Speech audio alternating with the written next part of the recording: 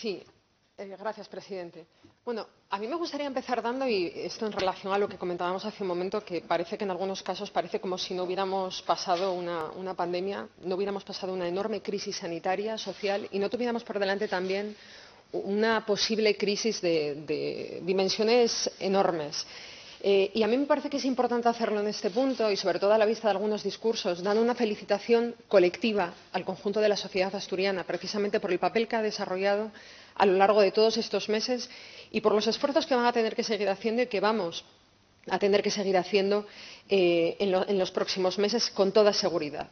Y ahí hablamos desde el trabajo de las miles de personas profesionales implicadas en la lucha contra el coronavirus, de las personas que mantuvieron en pie los servicios básicos, de las administraciones que gestionan el inmenso despliegue del Estado para proteger a la parte más vulnerable de la sociedad. La pandemia aún no ha terminado, debemos mantenernos en alerta, pero también preparados para hacer frente a una crisis económica que puede ser devastadora, que puede ser enorme si no reforzamos nuestras defensas. Por esa razón, decimos que los aplausos ahora tienen que transformarse en políticas que defiendan lo público, que nos preparen para salir cuanto antes de esta crisis, pero para hacerlo bien, y también que nos preparen para cuidar y para cuidarnos. Es probable que en este país no se haya hablado más de cuidados en los últimos tiempos que en todas las décadas precedentes. El movimiento feminista consiguió poner encima de la mesa el desigual reparto de la atención a personas mayores, menores y dependientes, una de las principales causas de la sobrecarga de tareas entre las mujeres y, por lo tanto, de su consiguiente expulsión del mercado de trabajo.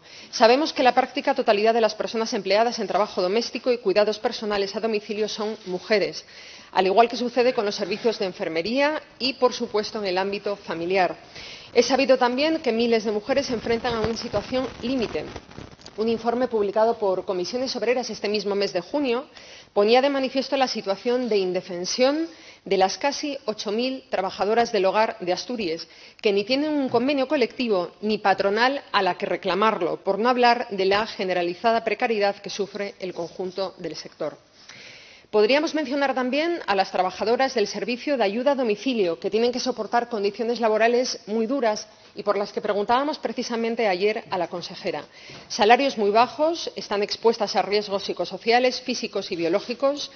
Las propias trabajadoras recuerdan que para ellas, como para las enfermeras, auxiliares de enfermería, trabajadoras domésticas, las trabajadoras del ERA, exponerse al riesgo de contraer enfermedades forma parte de la normalidad de su día a día.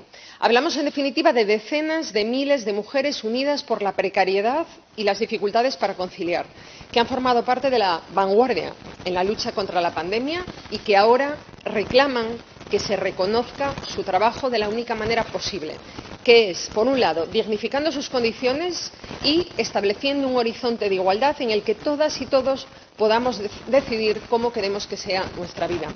Y para lograrlo es fundamental que caminemos hacia un horizonte de reformas ambiciosas, no nos queda otra. Enunciar la importancia de los cuidados es necesario, pero no es suficiente. El objetivo tiene que ser transformar radicalmente una realidad que no solo afecta a las trabajadoras, no solo a las mujeres en las familias, sino a la sociedad en su conjunto, como pudo comprobarse tristemente durante la pandemia. El desmesurado impacto del COVID-19 en las residencias de mayores de todo el país nos debe recordar que nuestro sistema de cuidados carece de los recursos necesarios para hacer frente a una crisis como la que estamos viviendo.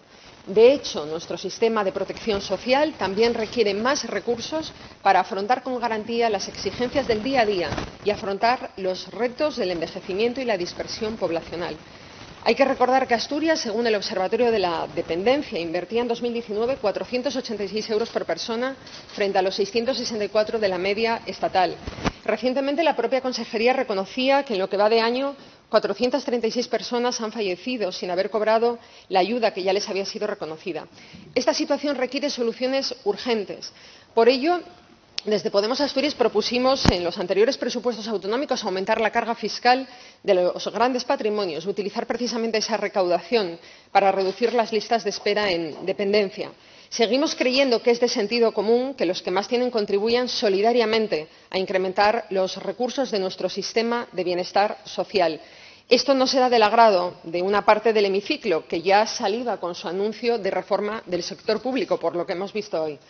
Lo cierto es que queda mucho por hacer para que se reconozcan política, social y sanitariamente los cuidados como uno de los pilares básicos de nuestro sistema público de protección social. Y para ello es imprescindible que se abra un debate con todos los grupos de esta Junta General, con todas las administraciones, con la sociedad civil. Es necesario diseñar, junto a todos ellos, un pacto asturiano por los cuidados, que los blinde como una característica esencial de cualquier democracia que aspire a la libertad plena de todas las personas que la conforman.